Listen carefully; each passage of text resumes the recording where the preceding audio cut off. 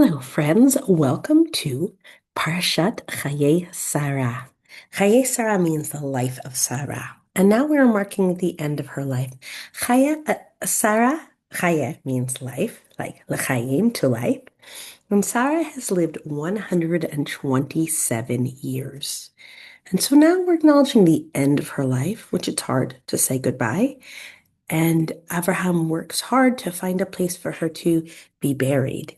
And that place is Ma'at HaMachpelah that he purchases in Hebron. And today, when you're in Israel, you can go down to Hebron and see it and visit where Sarah Imenu's final resting place that Avraham purchased for her. So it's very cool that it happens in the Torah, and you could be there today. Now the question is what we're going to do for the next generation. Avraham doesn't have a wife anymore, and Yitzchak does need a wife. So Avraham sends his helper to go find the perfect wife for his son, Yitzchak. So this helper is a bit worried. This is a really big job. What's he going to do? How's he going to find the perfect wife for somebody as incredible as Yitzchak? So he says, all right, Hashem, help me. What I have to do is really hard. So Hashem, I need your help. Give me a sign. Show me a girl that is going to be perfect. If I go to the well, so a well is where you would get water. At this time, there was not sinks.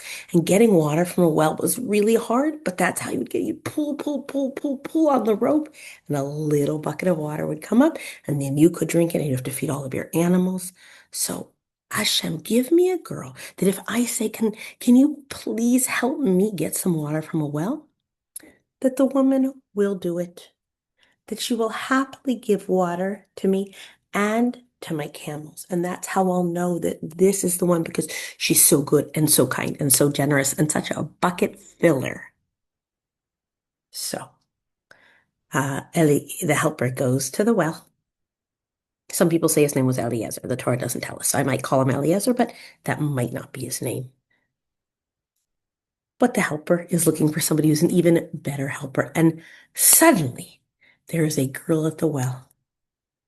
Rivka is there, and wow, does she pass the test. She gets water from that well for the helper and for all the camels. And I don't know if you know much about camels, but camels don't just drink like, oh, there's a cup of water.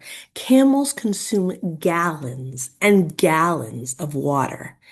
And Rivka, the girl at the well, just keeps going and pulling and getting more and more and more water. Her kindness is limitless.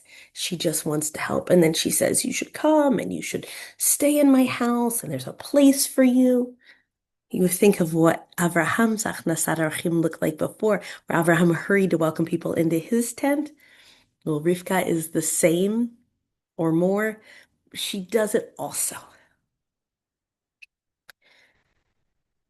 So she takes the helper back to her house, and the helper says to her father and her brother and her mother, I want Rivka to marry Yitzchak.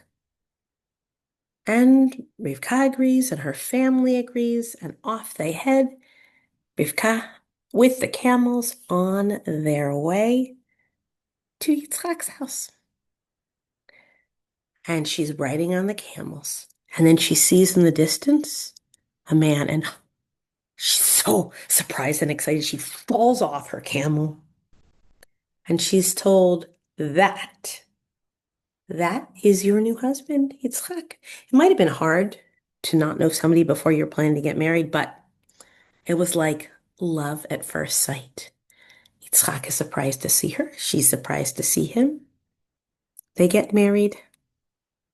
And the Torah says, sometimes I tell you the Torah doesn't say, like we don't know what the helper's name was, but the Torah says that they loved each other and that he feels better that she makes his home again.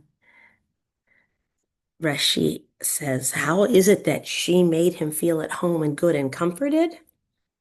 That her Shabbat candles shone with such beauty, and her challah was so amazing that's what it made it feel like home for Yitzchak, because that's how it was in Sarah's tent. That's what his mother did for him, and that's what his new wife does for him.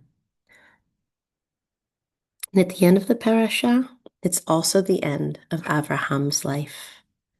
And he is buried next to Sarah in Hebron in Marat HaMachpelah. So you can go and visit both of them when you are in Israel. Stay tuned for next week of what happens next in our parasha. Shabbat Shalom.